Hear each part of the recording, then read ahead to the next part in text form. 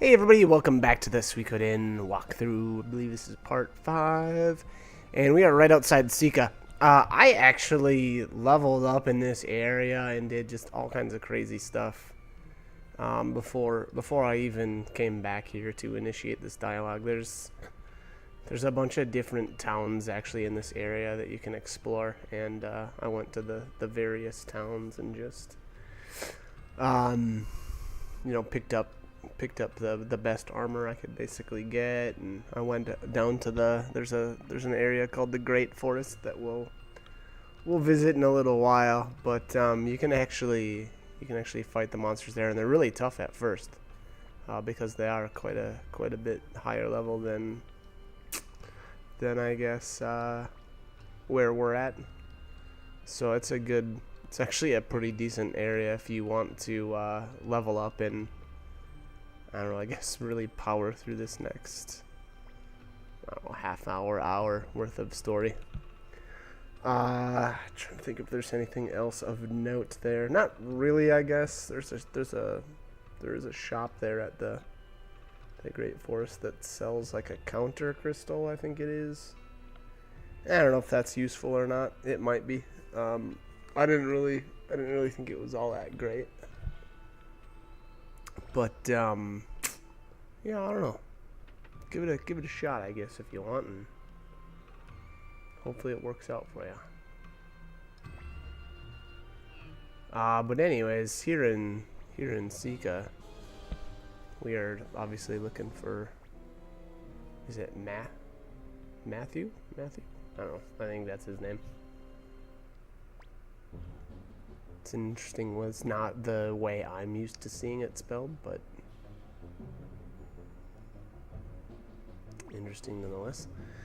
So, obviously, the Imperial Guard's here to, I like their, I don't know, I like the wording. Like, what are you wasting away here in this, crummy village?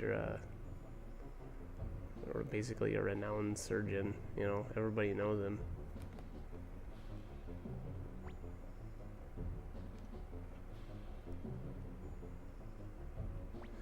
So, if you didn't already feel like the Empire is bad news, then you probably will now.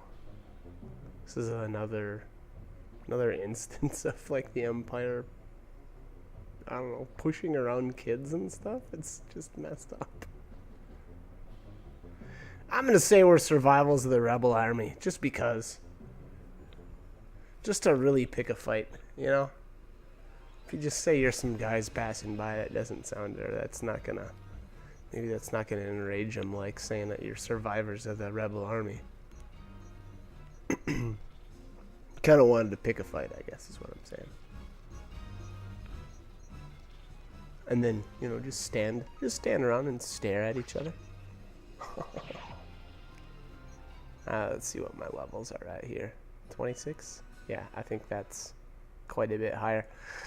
I believe in the town just south of here, there's one of the people that you'll eventually be able to recruit, and her name is Lorelei. And I believe that the requirement is for the hero to be at level 25. It's either at 25 or above. And I just wanted to see if I could recruit her yet. And you can't. You can't recruit her until you actually have, or until we're a little ways farther on in the story. So I guess I'll try not to give any major plot points away there, but I guess I'll try to let you know when it is actually time to grab her.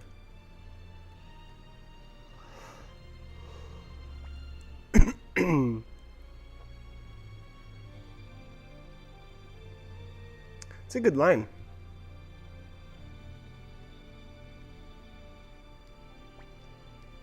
What was it? If a man that's too afraid to use his power is a coward, or refuses to use his power is a coward. I assume she meant, for a good cause, then he's a coward.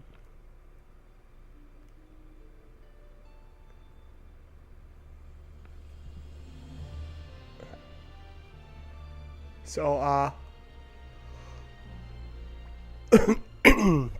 obviously, the two, Odessa and Matthew here, didn't.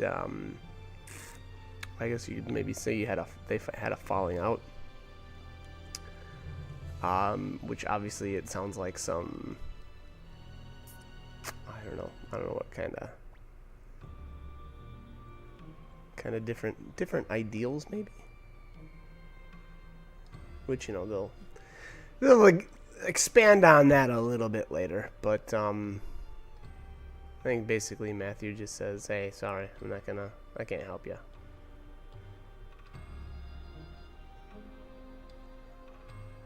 Well, he says I can't help you, and then the Empire comes and basically, I'd say more or less forces his hand. He realizes that he can't just stay here and kind of ride out the war. So, have to give the children a year's worth of homework. Oh, that would be terrible.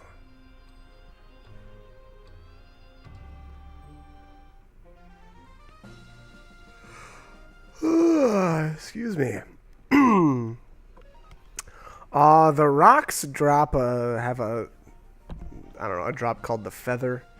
In my opinion, not worth getting. Of the other enemies around there, there's I think it's called the Beastmaster. That one has an interesting drop called the Pharaoh rune. It's the only place in the game that you can actually get them. And I never actually played around with it. I actually did farm. I farmed one up, and then I just never used it.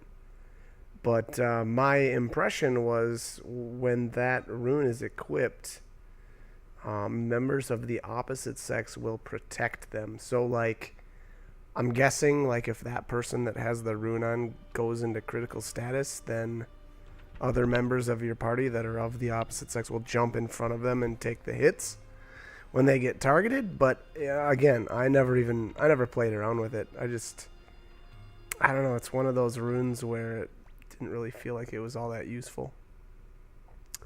The problem with this game, and it does get alleviated in some of the other games, is that you only have that one rune spot, and that just severely limits what you can do. Like, that would be a fantastic rune. That'd be really great, especially if you've got like a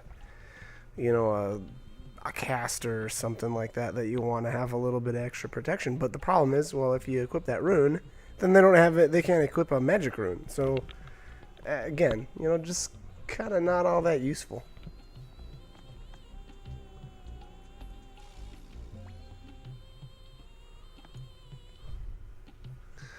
All right, so here we have, I believe, we can actually recruit this character, Camille, right now.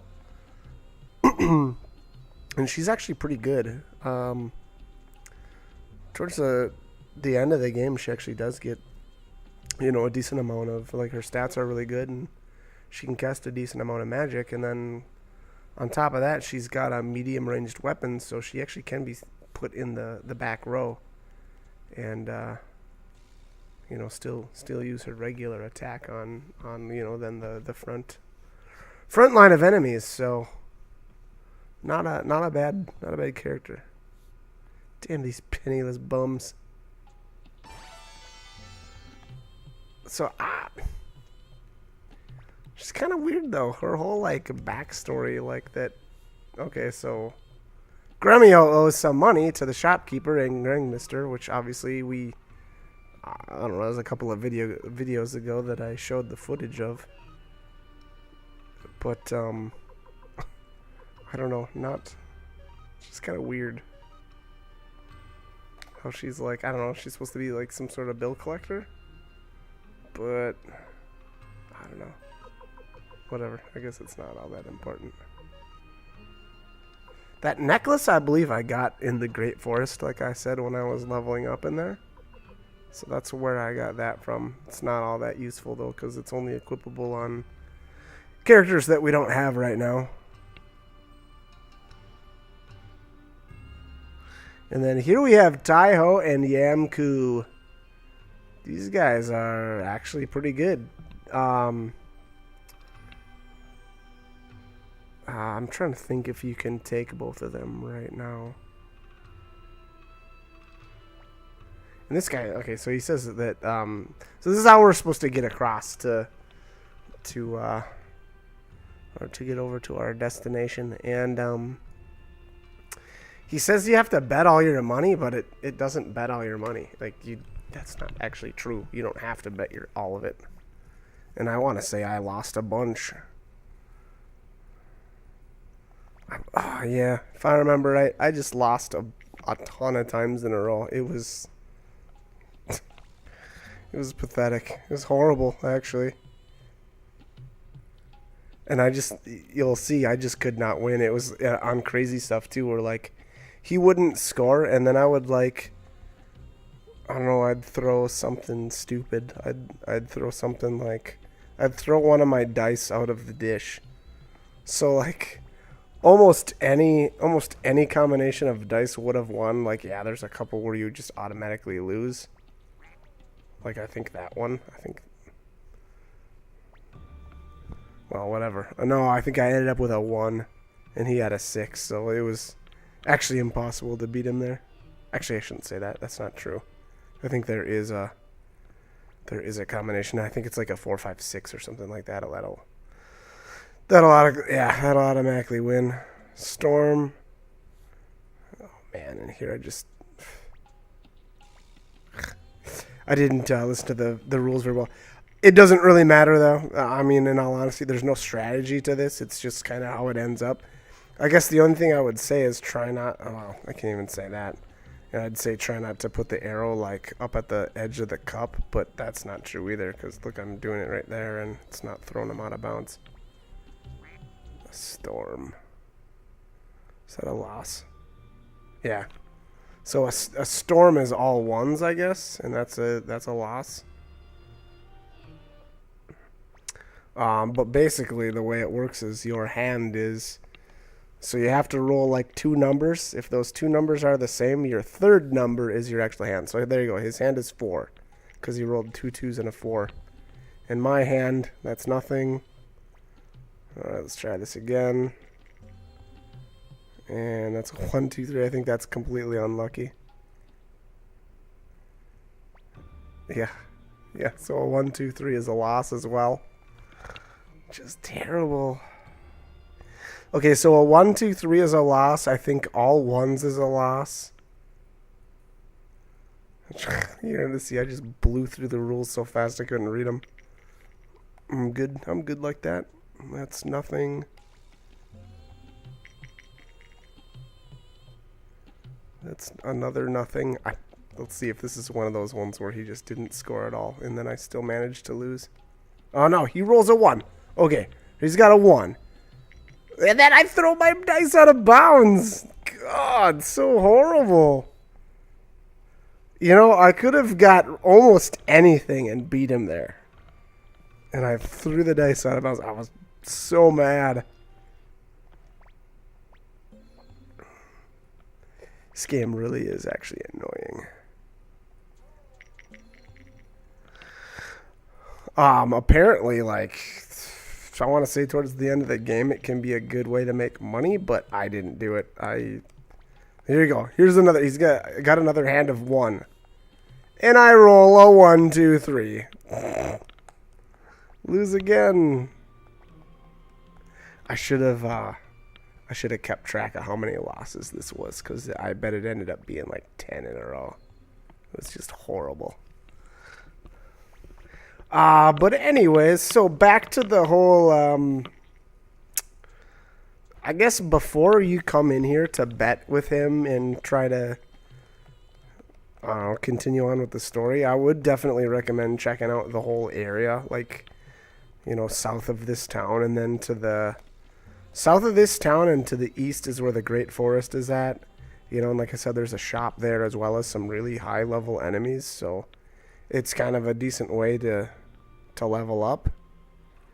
And then the town to the southwest, I forget the name of it, but it's got a really, really good shop with some really good equipment.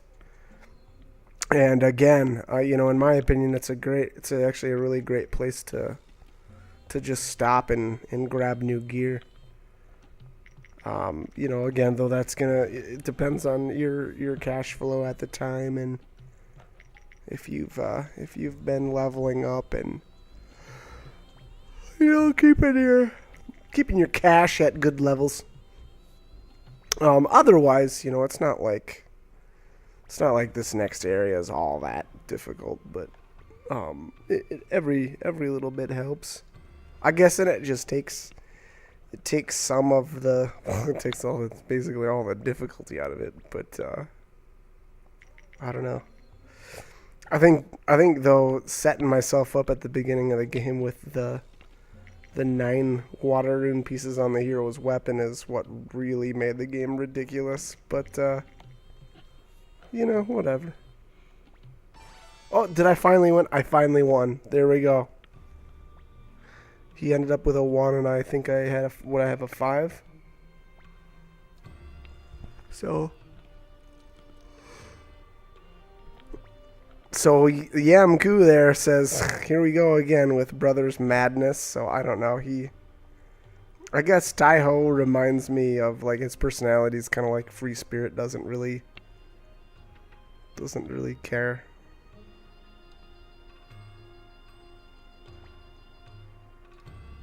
Alright, let's do this. And I don't remember. I think at this point you can change your party members. Let's see here if I don't think I did it, but that's definitely a recommendation I would make.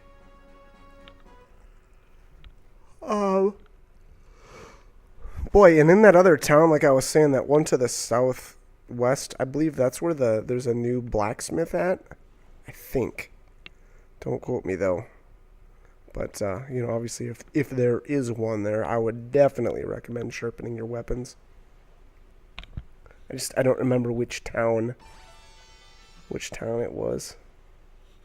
Okay, so Taiho joins, and now I don't remember if you can actually take Yamku as well, and then like dump Camille. I don't remember, and I don't think I tried it.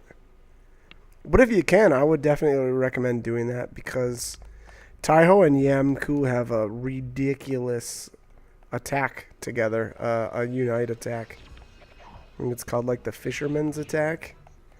And it puts them both off balance, but it does 3 times damage. So, I mean, obviously, it's just insane.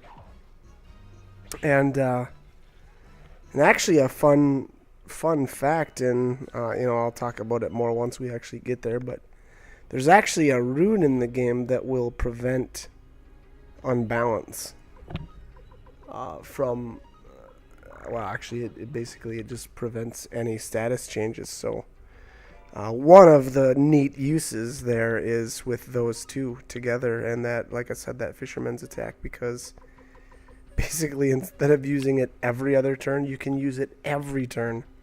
So it kind of makes those two like just a crazy boss killing team. So, and again, you know, once that rune actually becomes available, I will definitely be pointing that out. But yeah, I guess just know that it's a good combo. And the other good thing about Taiho and Yamku is they both use spears, and they're both medium ranged. So you know, both of them can attack from the back row. And yeah, as you can see, I just decided to plow through this cave because my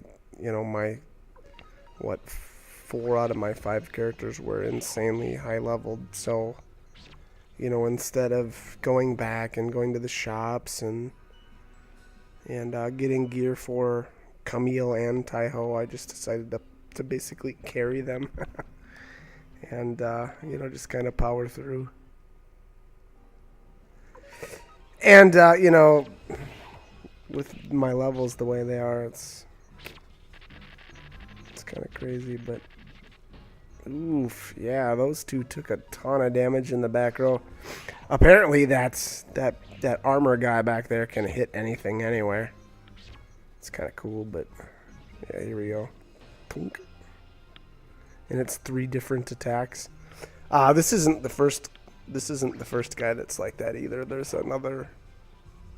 There's more armor like that uses the same sprite, and I believe they can do the same thing. At the very least, they're like 3-part attacks.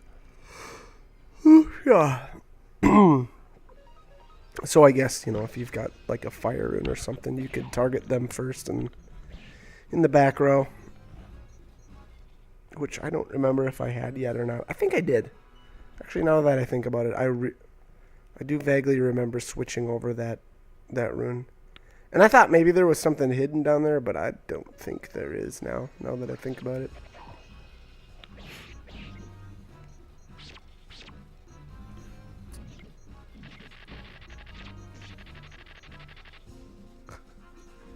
Trying to think of the different drops in this area too.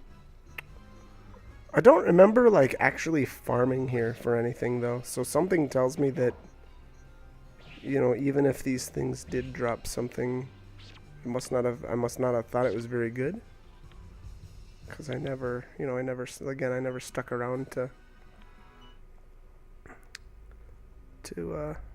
get it. So yeah. Alright, what do we got? Power rune piece. I believe that is the only place in the entire game to get a power rune piece.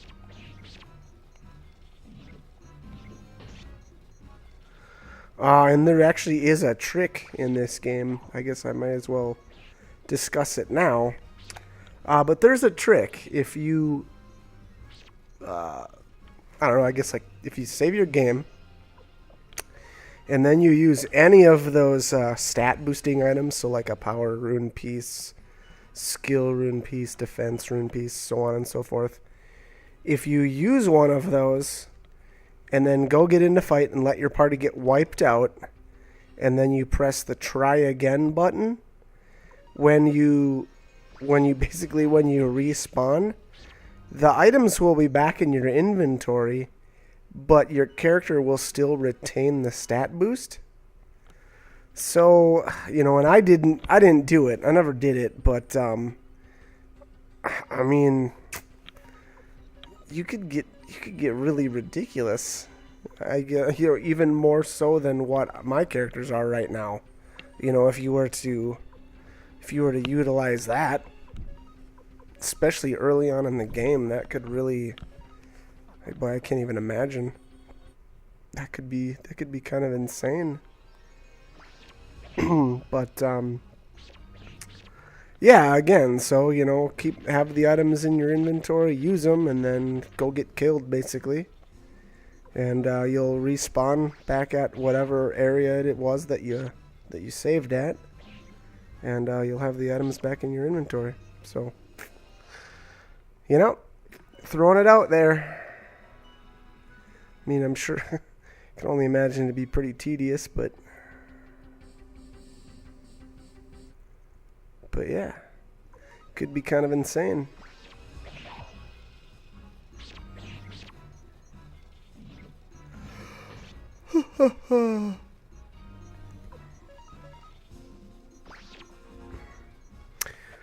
I think those snails actually maybe do drop defense rune pieces now that I think about it. I vaguely do remember that.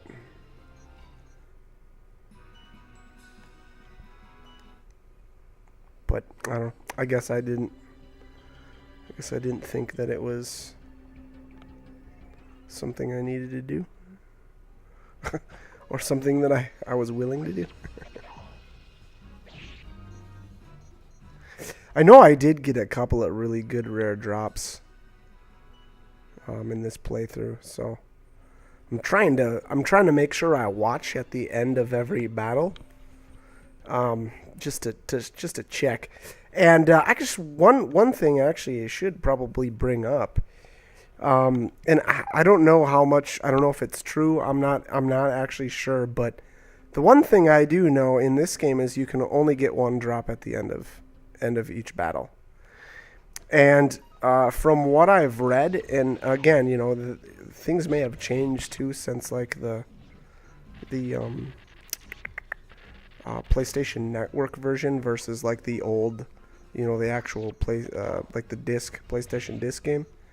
But my impression was, you always, if you're trying to get a drop, you always want to kill the enemy that you want to get the drop from. You want to kill that enemy first. And again, I don't know if it's true. I don't know if it's false. I have no idea. But I don't know. Just throwing it out there, I guess. There was plenty of times, you know. So maybe the way it works is like, you know, we'll just say that you killed, you know, 2 different types of enemies in a battle, and if both of them were flagged to drop an item at the end of combat, it'll pick the one that you killed first. My guess is that's how it was programmed. Again, though, I'm not 100% sure. And one thing I will say, though, it doesn't seem to me like it flags each fight as whether or not you're going to get a drop or not. Like, okay, so for this instance, if you're fighting 2 different enemies, again, here's a hidden hazy crystal for you, by the way. So say we're fighting 2 different enemies. The first one, it doesn't flag the fight to say, hey, something is going to drop at the end of this combat, you know, and thus it will pick the first enemy that you kill. That's not how it works, because there's been many times where I've fought a battle, killed the enemy I wanted to get a drop from first, but got the item that the other enemy actually dropped. So, you know, again, unfortunately, each fight that you actually participate in isn't flagged as, you know, hey, you're getting loot this time, and it will be from the first enemy you fight. That's not how it works. It's just, you know, it seems to be, I guess, you know, if you were to get 2 items, you know, from 2 different monsters, then you get the one that you killed first. So, you know, a complicated way, I guess, of saying it. But if you, basically, to sum it up, if you want to try to get an item from, you know, in one enemy in a multi-enemy group, you know, try to kill the enemy that you want to get the drop from first. So there you have it.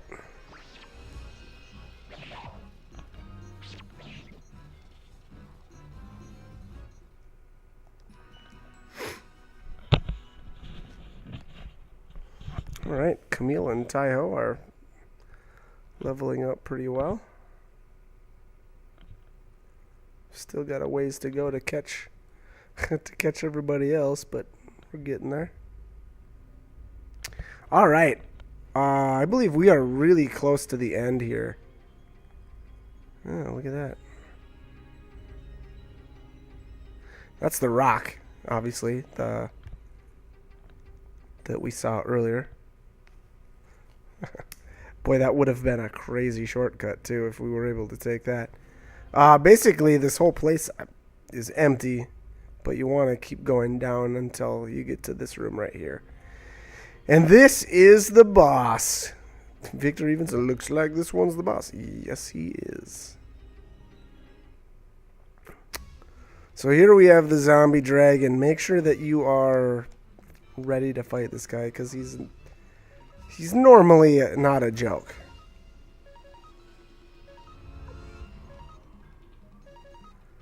All right. Let's see how this goes.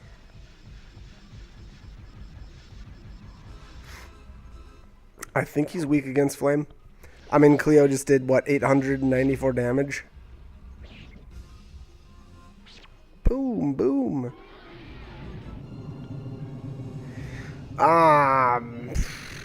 Obviously his breath attack is ridiculous. And the cool thing, you know, I don't know about I don't know if I discussed it before or not, but the nice thing about the clone rune is, it puts you off balance. I mean, it does twice your damage. It makes sure that you always hit But every other turn, then you get a chance to use, you know, a healing item. Boom, 894. Man, that's just crazy. And it's actually nice that he just used a regular attack there, because it gave me a break from his breath. That breath attack is obviously pretty nasty. Oh, and you know what? If Cleo doesn't have... What did I have? Was that 2 level 3 spells? You know, if your Cleo isn't as leveled up as mine, you're not going to get as many spells. But man, that just made this fight easy. So easy. And then here I got the lightning crystal. So, you know, that's listed as a 10% drop rate. And I don't know if I just got really that lucky or what, but you know what? Ended up getting it. But anyways, that is going to be it for this video. We're going to name this, and you know what? I think I went with Taiho's suggestion there, Dragon Castle. But that being said, I am going to cut this video here, so like, comment, subscribe, whatever you want to do, but I hope you guys are enjoying the videos, and join me for more. Alright, thanks for watching.